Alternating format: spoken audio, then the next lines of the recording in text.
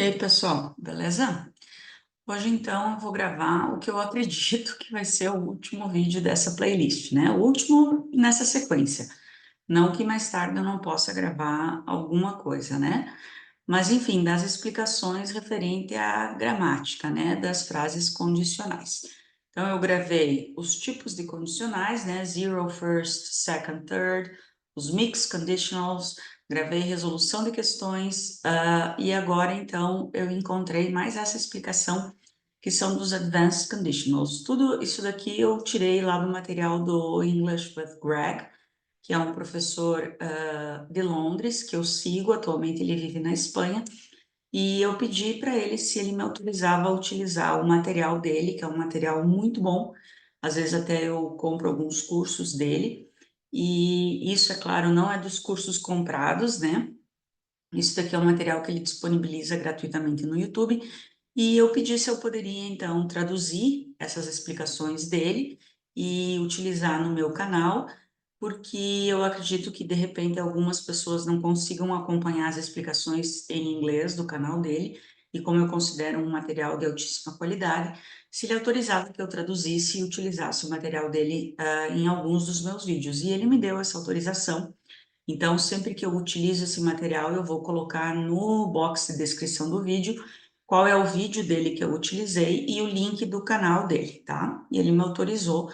Então, qualquer coisa que vocês não concordem quando eu cito os vídeos dele, vocês vão lá no vídeo dele e comentem com ele, tá? Reclamem com ele.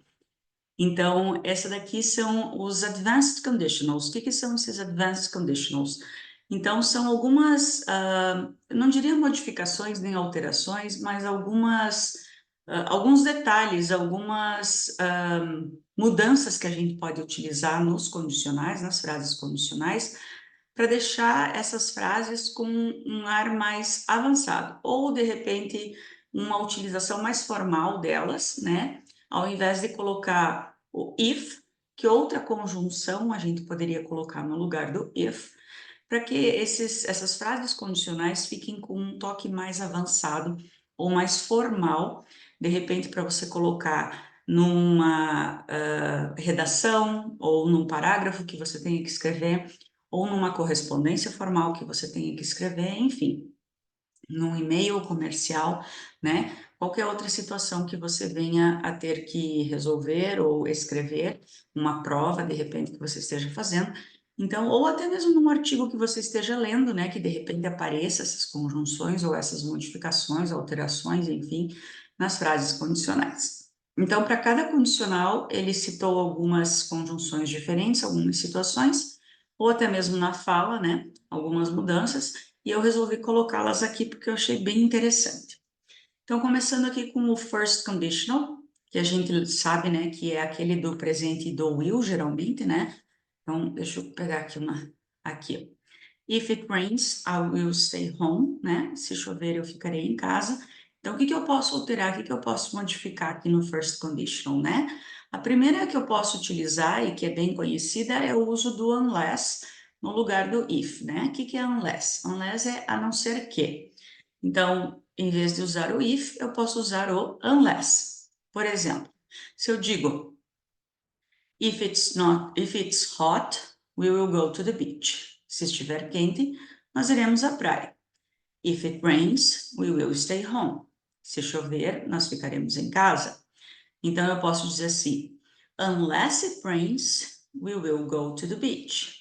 A não ser que chova, nós ficaremos em casa. Oh, perdão, nós iremos à praia. Então, quer dizer, se estiver quente, nós iremos à praia. Se estiver ventando, nós iremos à praia. Se estiver nublado, nós iremos à praia. Agora, se estiver chovendo, nós não iremos à praia. Então, quer dizer, a não ser que chova, a única condição que fará com que a gente fique em casa, que a gente não vá na praia, é se chover. Então, a não ser que chova, nós iremos à praia. Or, posso usar a inversão da frase, né, de todo o período. We will go to the beach unless it rains. Posso usar também o even if, que é o mesmo se, né? Ele só vai enfatizar um pouquinho a condição aqui, né? So, we will go to the beach even if it rains. Então, o even if it rains quer dizer mesmo se chover.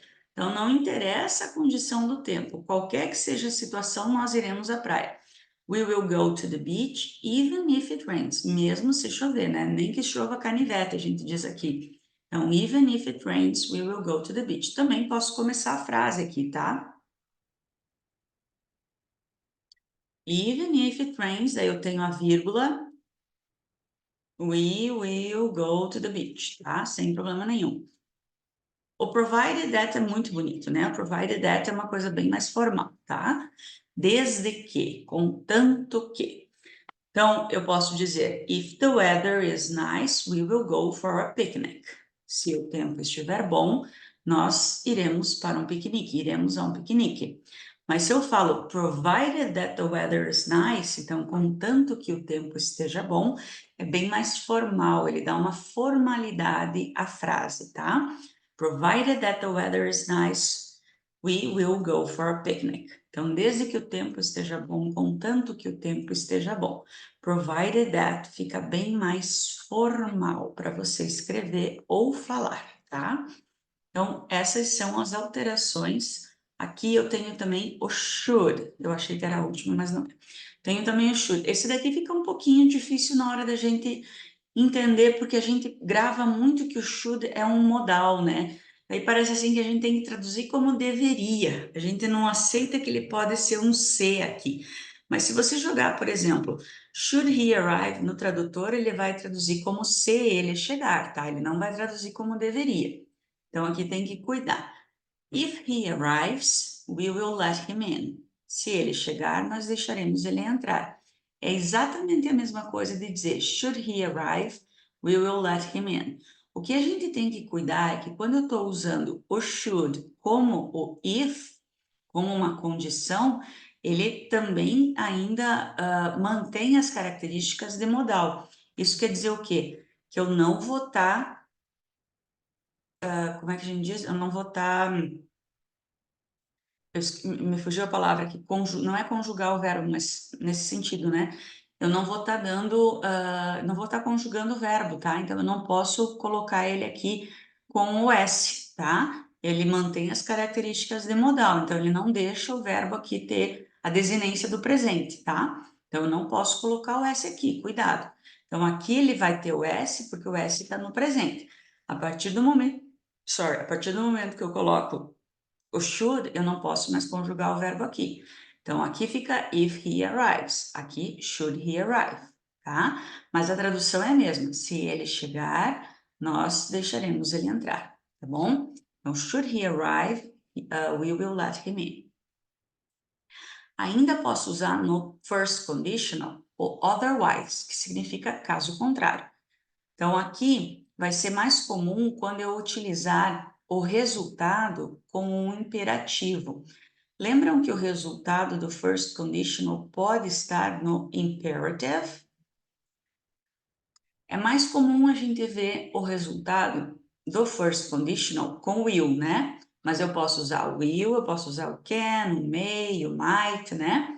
E eu posso usar o imperativo, por exemplo, if you need help, call me. Vamos lembrar aqui, vamos colocar if you need help, call me, né? Aqui eu estou usando o imperativo. O que é o imperativo? Quando eu dou uma ordem, né? Qual que é a característica principal do imperativo? Eu não tenho sujeito na frase, né? Então, if you need help, call me. Então, quando eu uso o imperativo no resultado, eu posso usar no lugar do if, otherwise.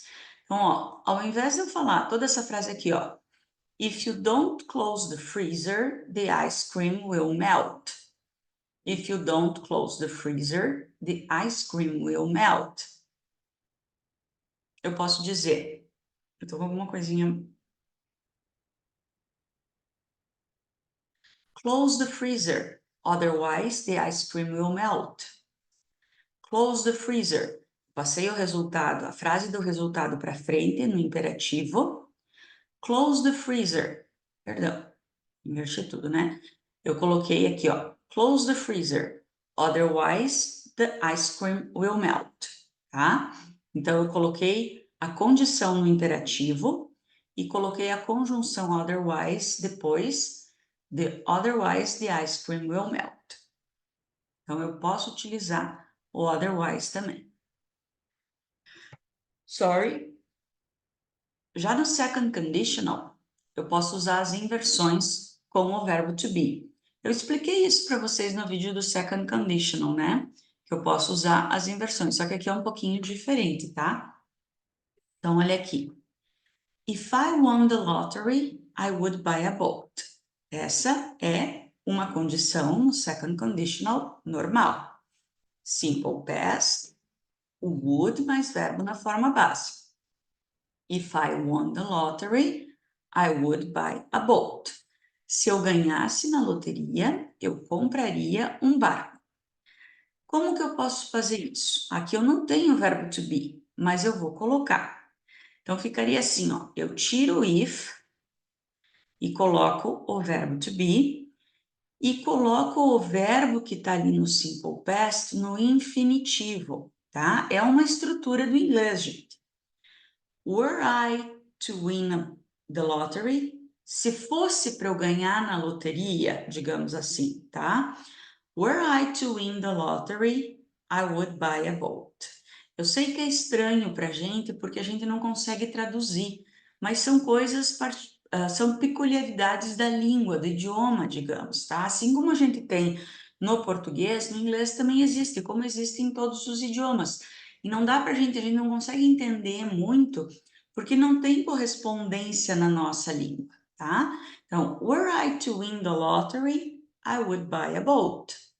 Então, digamos que seria a mesma coisa se eu dissesse if I lived, seria were I to live, se fosse para eu morar, se fosse para eu viver, tá? Em vez de dizer se eu vivesse, né? Aqui seria se eu morasse.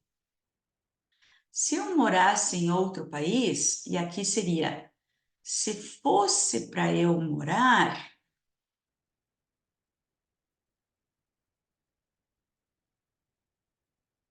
tá? Seria mais ou menos isso do português. Eu nem sei se é certo falar isso em português. Aqui, se eu comesse uma comida exótica, eu preferia comer, sei lá, caviar. Aqui, se fosse para eu comer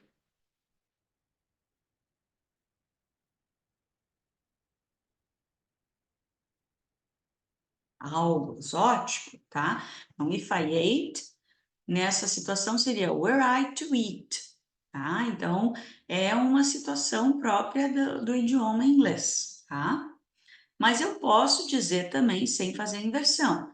If I were to win, que é a mesma coisa de dizer were I to win, tá? Você pode escolher falar com o if ou com o were na frente, tá bom? Então pode dizer were I to win the lottery, I would buy a boat, ou if I were to win the lottery, I would buy a boat, tá bom? E existe também a negativa. If it weren't for YouTube, I wouldn't be able to teach you English. If it weren't for, daí aqui é for, né? If it weren't for YouTube, I wouldn't be able to teach you English. Se não fosse pelo YouTube, eu não seria capaz de ensinar inglês a você, tá? Se não fosse pelo YouTube, eu não seria capaz ou eu não poderia ensinar inglês para você. If it weren't for nossa, estou gaga hoje. If it weren't for my mobile phone, I wouldn't be able to chat to my friends. Se não fosse pelo meu celular, eu não conseguiria falar com os meus amigos. Então, se não fosse pelo meu celular, pelo meu telefone, né? If it weren't for my mobile phone, I wouldn't be able to chat to my friends. Então, if it weren't for, se não fosse pelo meu alguma coisa, se não fosse pela minha, ou se não fosse por você, if it weren't for you, tá? Então, você pode fazer esse tipo de construção também. Inversão é com S, né? Inversão. Onde é que a Silvia estava com a cabeça? If I had known, I would have acted differently. Aqui é a inversão, como eu já mencionei lá no vídeo do third conditional, né? If I had known, I would have acted differently.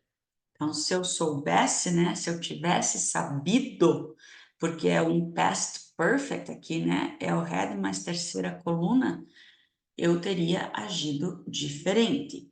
Ou eu posso simplesmente anular o if, né? E passar o had para o lugar dele, que é a inversão do terceiro condicional, que a gente já viu lá no vídeo do third conditional, né? Had I known, I would have acted differently. Had I known, que seria tipo, tivesse eu sabido, eu teria agido diferentemente.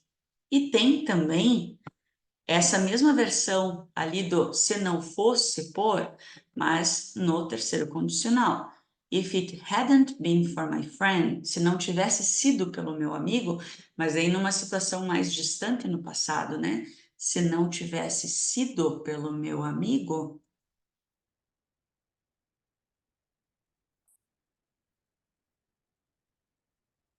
So, if it hadn't been for my friend, I wouldn't have arrived on time. Então, se não tivesse sido pelo meu amigo, eu não teria chegado em tempo. Posso usar também na forma da inversão. Tiro o if, coloco o had para frente. Had it not been for you, had it not been for you, I wouldn't have arrived on time. Se não tivesse sido por você, eu não teria chegado em tempo.